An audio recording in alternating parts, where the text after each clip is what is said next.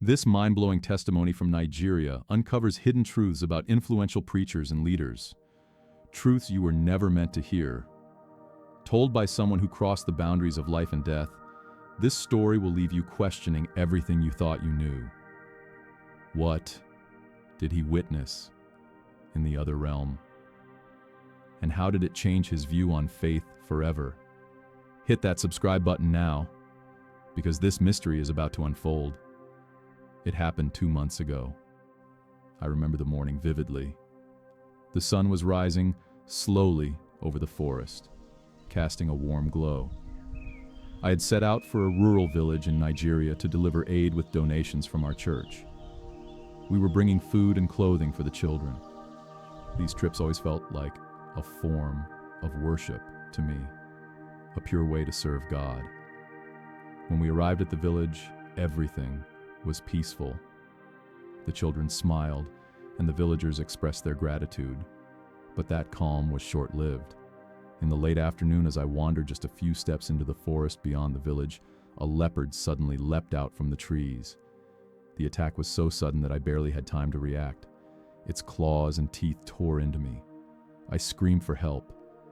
The villagers came running and managed to drive the animal away, but the damage was done. I lost consciousness quickly from blood loss and shock. The last thing I remembered was the frantic voices of the villagers and their prayers rising toward the sky. Darkness overtook me. Later I learned I had fallen into a coma. The doctors took my condition seriously, but for me, it felt like my soul had left my body. I awoke somewhere entirely different, a place far removed from God's love. I had never expected to come face to face with death, let alone experience what lay beyond.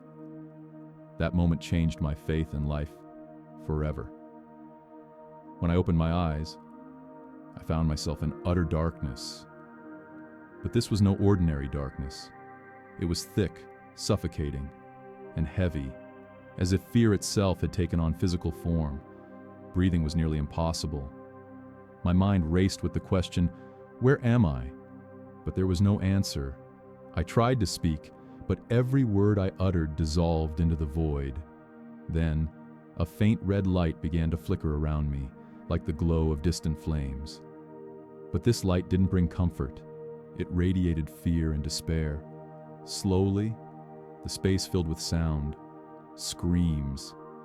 These weren't ordinary cries, but the wails of unimaginable agony, regret, and helplessness. That's when I realized I was in hell. Shapes emerged from the fire, figures that seemed human, though they had been grotesquely altered. Their faces were twisted in expressions of pain. As I struggled to comprehend the horrific sights around me, the details became clearer. Some of these souls had flames erupting from their mouths. A voice whispered to me the nature of their sins, small lies and pride. Each burst of fire was an echo of the lies they had told. As I moved forward, I encountered another group of souls. These ones were trapped in an endless fall into a bottomless pit. They screamed and clawed to escape, but were pulled back up, only to fall again and again. I couldn't understand why they were trapped in such a cycle. The voice whispered again, greed for wealth. Their insatiable hunger for money had condemned them to this eternal torment. I was paralyzed by what I saw. I had spent my life praying, preaching, and serving God. Wasn't that supposed to protect me? A chill ran through me as I realized I was here too. At some point, it dawned on me that I was part of this dark gathering. No, this can't be, I muttered to myself, touching my face with trembling hands. Everything felt real. Why was I here? What had I done to deserve this? I began questioning my own life. Was it the little lies, my pride? Were my sermons truly selfless, or had I unknowingly succumbed to materialism? This self-examination shook me to my core. The heat of the fire around me intensified, and the screams grew more personal, as if each one carried a message meant for me. You are not here by accident. For a moment, I believed I was doomed to remain in this layer of hell.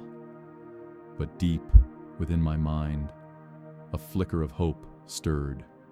Was this only the beginning? Could there be a way out? Could this path lead me back to God? As these thoughts consumed me, I realized that the torment I had witnessed so far was just the beginning. Worse horrors awaited. The terrifying sights of the first layer of hell had drained my spirit, but I knew deeper suffering lay ahead. When the oppressive darkness parted, I stepped into the second layer. This place was far worse, revealing not only physical torment, but also the consequences of humanity's darkest desires. My eyes strained to adjust as I surveyed my surroundings. Towering, fiery stone pillars flanked a path that stretched into the distance. On either side, human figures writhed in agony.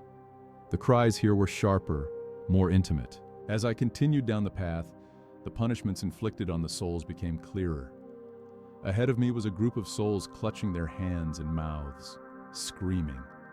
Flames erupted from their hands and consumed their tongues, only to subside momentarily before starting again. The scene was unbearable to watch. A whisper reached my ears. Love of wealth. These people were being punished for their obsession with money and earthly pleasures. Their hands symbolized the wealth they had clung to, and their tongues, the greedy words they had spoken. Farther along, I came upon another group whose torment was even more horrifying. Their flesh was being torn apart repeatedly, only to regenerate and be ripped apart again. Their screams were chilling. I couldn't stop myself from wondering what had brought them here. The whisper answered, abuse of the innocent. These souls had harmed children, and their suffering mirrored the pain they had inflicted on those who should have been protected. Each sight was more harrowing than the last, and I couldn't help but question, if this was the second layer, how much more was there to endure? The most horrifying scene was yet to come. A group of souls stood in the distance with streams of blood flowing from their eyes, blinding them completely. They clawed at their faces, pleading for relief, but the torment was relentless.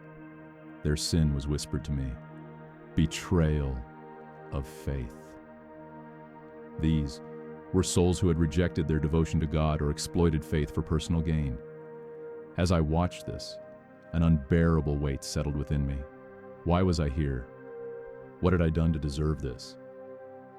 These questions echoed in my mind when I suddenly felt something heavy in my hand. I looked down and immediately recognized it. A golden ring. The ring had been a gift I received just weeks earlier from someone who had helped me. At the time, it seemed like a simple gesture. But here, in the depths of hell, it carried a completely different meaning. I realized the moment I accepted the ring, something inside me had shifted. I had succumbed to the allure of material possessions, abandoning my pure purpose of serving God for a fleeting earthly pleasure. What had seemed insignificant had now revealed a profound spiritual fracture within me. The whisper returned, deeper this time, speaking directly to me. Materialism rots the soul. Do you see it now? I shut my eyes tightly, denying the possibility that I belonged here. But then the truth struck me. Perhaps I did. Fear surged through me. The torments of this second layer forced me to confront the gravity of my sins. The golden ring was no longer just an object. It was a symbol of my spiritual misstep. By accepting it, I had put God second. Was there a way out of this place?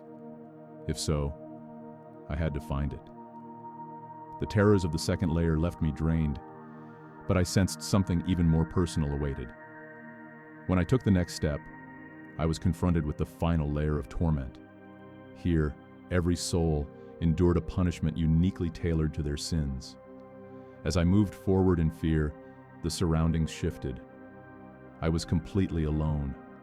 For a moment, there was silence, but it wasn't peaceful. It was the oppressive stillness before a storm. Then, suddenly, my past began playing before me. My church, my congregation, my sermons. At first, these were comforting memories, but they were soon overshadowed by darkness. The first vision I saw was of a moment when I'd mistreated a church member who couldn't afford to donate. I remembered the disappointment and shame in their eyes. Instead of offering help, I had spoken harshly, saying, "You should do more for God." But now I realized those words reflected not God's love, but my own arrogance. Another scene appeared, the moment I accepted the golden ring. I had taken it without considering how materialism was affecting my spirit. Here, in the depths of hell, the ring reappeared in my hand. This time, it felt unbearably heavy, like a burden I couldn't escape. Suddenly it grew hot, burning into my palm. I tried to let go, but it was impossible. The ring had become a symbol of my sins, inescapable and condemning. The pain was excruciating, but worse than the physical torment were the questions that flooded my mind. What did this ring truly represent? I realized it wasn't just a material object. It was the embodiment of my spiritual failings. By accepting it, I had shifted my priorities away from God, letting even a small attachment to earthly things pull me away from His path. The surroundings changed. Again, a burning mirror appeared before me. When I looked into it, I saw myself. But it wasn't the pastor I knew. This reflection was of someone prideful, selfish, and consumed by materialism. In that moment, I faced the painful truth. I'd believed myself to be a servant of God, but I had been serving my own ego all along. Suddenly, the air around me burned hotter. The ring in my hand felt like molten lava. It's just a ring, I thought. But it wasn't. It was the physical manifestation of a crack in my soul, a crack widened by small sins accumulated over time. I fell to my knees, tears streaming down my face. But even my tears evaporated in this fiery place.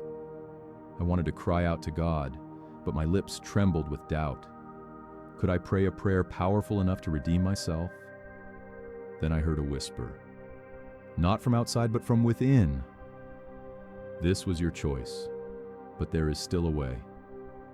Those words were like a glimmer of hope piercing the darkness. I realized that I now faced a choice. Could I leave behind this ring and everything it symbolized? Closing my eyes, I offered the purest prayer I had ever spoken.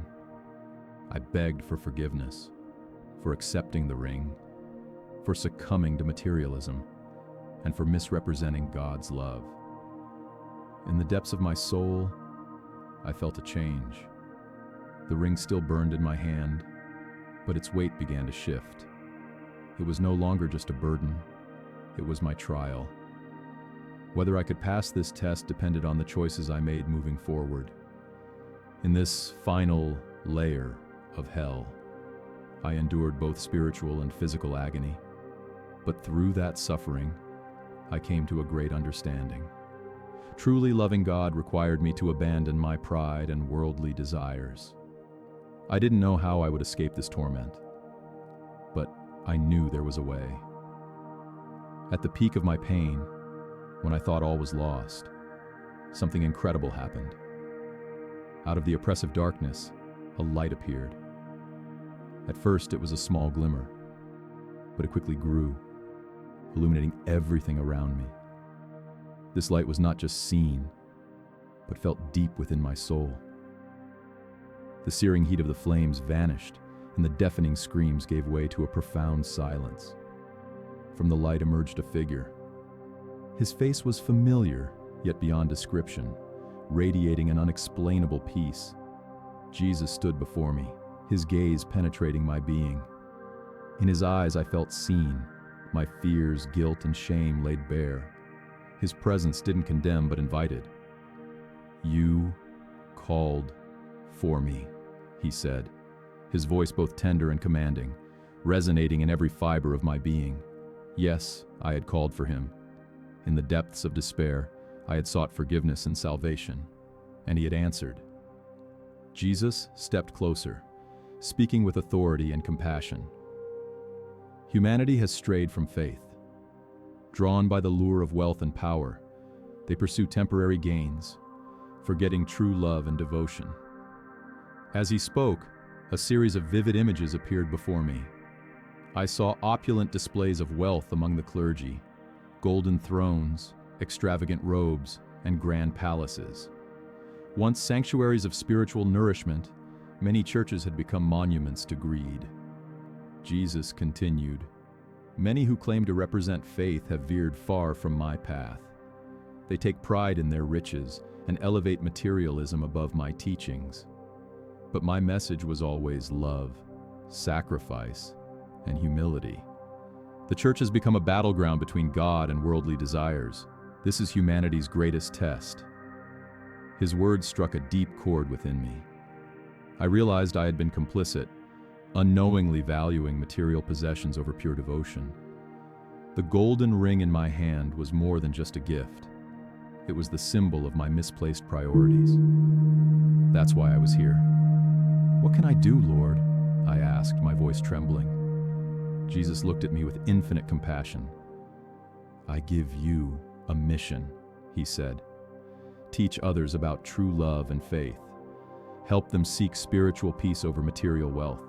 Show them the fleeting nature of worldly possessions and the eternal nature of my love." His words etched themselves into my soul. Jesus had shown me a way out of the darkness, but it wasn't just for me. It was a mission to bring his message to others, to guide them toward love, humility, and unwavering devotion to God.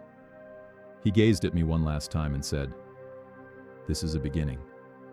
Now wake and fulfill your purpose." His light intensified, enveloping me completely. The pain dissolved, replaced by an indescribable peace. The horrors of hell faded into distant memories as I felt my soul reborn. Suddenly, I opened my eyes. The brightness of the hospital room was blinding compared to the darkness I had just left. My body ached, but the heaviness in my spirit was gone, replaced by a profound sense of lightness. Voices surrounded me, the concerned murmurs of doctors, the rhythmic beeping of monitors. I was alive. Tears streamed down my face, not from pain, but from gratitude. God had granted me another chance. In that moment, I felt an overwhelming peace. I thought of the terrifying depths I had seen and the divine mercy that had pulled me back. Looking around at the faces of the doctors and nurses, I saw them not just as professionals, but as instruments of God's grace. Each one was a reflection of his love, a reminder of the second chance I had been given.